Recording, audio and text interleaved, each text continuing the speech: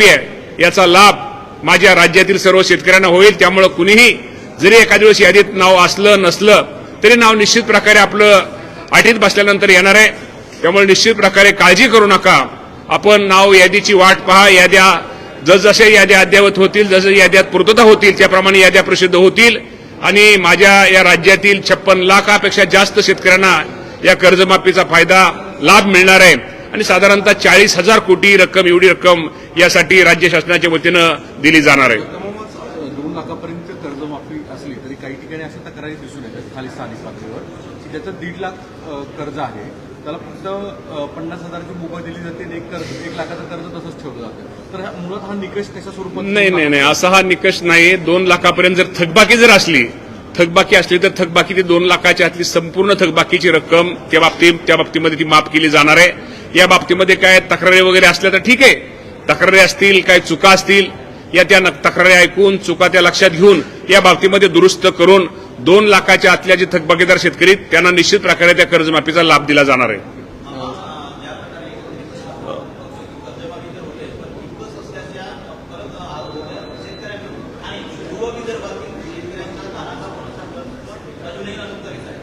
नाही, या बाबतीमध्ये मी आपल्याला एवढंच सांगेल की कर्जमाफीच्या बाबतीमध्ये या अगोदर पण कर्जमाफी झालेली आहेत, पण पूर्वीच्या निकषापेक्षा उलटा ह्या वर्षीची जी कर्जमाफी शेतकऱ्यांच्या दृष्टिकोनातून अत्यंत सुटसुटीत आहे आणि या बाबतीमध्ये निश्चित प्रकारे शेतकऱ्यांनी थोडं थांबावं, वाट पाहावी।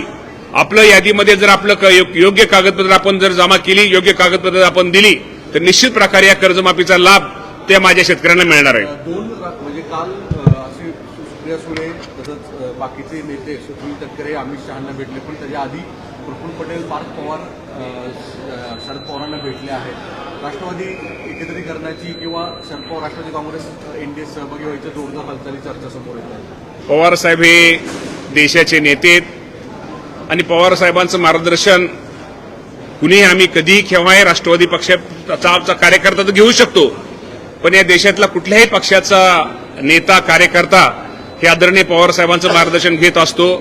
त्यामुळे पवार साहेबांना भेटणं, पवार साहेबांची भेट घेणं, पवार साहेबांचा आशीर्वाद घेणं ह्यात मला कुठेही चुकीचं वाटत नाहीये।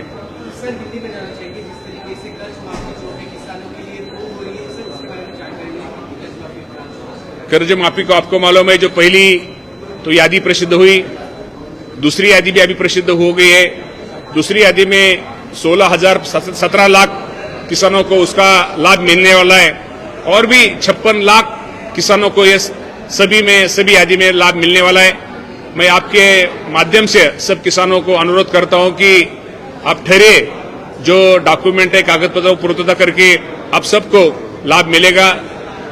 जो कर्जमाफी है अहिल्यादेवी होळकर नाम के देवी के नाम के होळकर अहिल्यादेवी होळकर जी के नाम के, उसमें 56 लाख के ज्यादा किसानों को ये लाभ मिलने वाला है।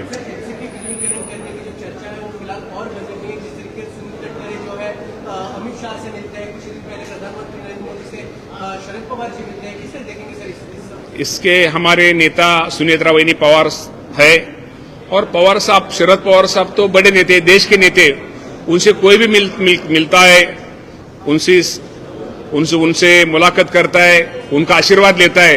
और हमारा जो पार्टी का जो निर्णय सुनेत्रा वहिनी पवार, तटकरे साहब, प्रफुल्ल भाई पटेल साहब, छगन भुजबळ साहब लेते, इसके लिए जो निर्णय लेते उनके पीछे हम रहते हैं।